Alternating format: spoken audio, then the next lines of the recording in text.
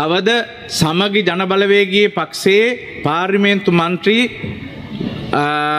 ගරු අධිනීතිඥයයි කියාගන්නා අජිත් පී පෙරේරා මහතා විසින් 2025/12/17 වන දින මාධ්‍ය හමුවක් කැඳවමින් මාගේ නම පක්ෂය දිස්ත්‍රික්කය සහ මනාප ප්‍රමාණය සඳහන් කරමින් ව්‍යාජ කරුණු දැක්වීමක් සිදු කරමින් පාර්ලිමේන්තු බලතල හා වරප්‍රසාද පනත උපලේඛන කොටසේ 8හි දක්වා ඇති වරද සිදුකොට පාර්ලිමේන්තු මන්ත්‍රීවරයෙකු ලෙස මාගේ පාර්ලිමේන්තු වරප්‍රසාද උල්ලංඝනයට කටයුතු කොට ඇත.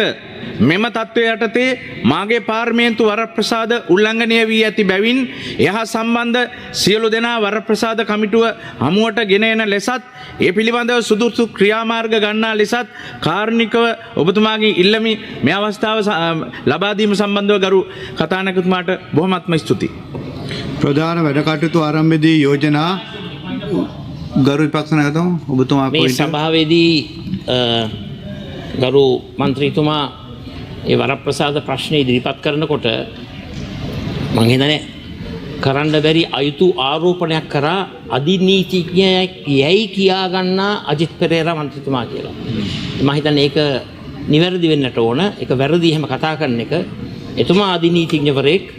එතුමා සුදුසුකම් තිබෙන සහතික තිබෙන නීතිඥවරයෙක්. උසස් අධ්‍යාපනය ලැබපු නීතිඥවරයෙක්. ඒ නිසා මම හිතන්නේ අධිනීතිඥවරයෙක් යයි කියා ගන්නා කියන කතාව මම හිතන්නේ ඒක වැරදි ප්‍රකාශයක්. ඒක මේ හැන්සත් වාර්තාවෙන් ඉවත් කරන්න කටයුතු කරන්න. මොකද අජිත් පෙරේරා මැතිතුමාට ඕන තරම් සුදුසුකම් තිබෙනවා. හොඳ ප්‍රවීණ නීතිඥවරයෙක්.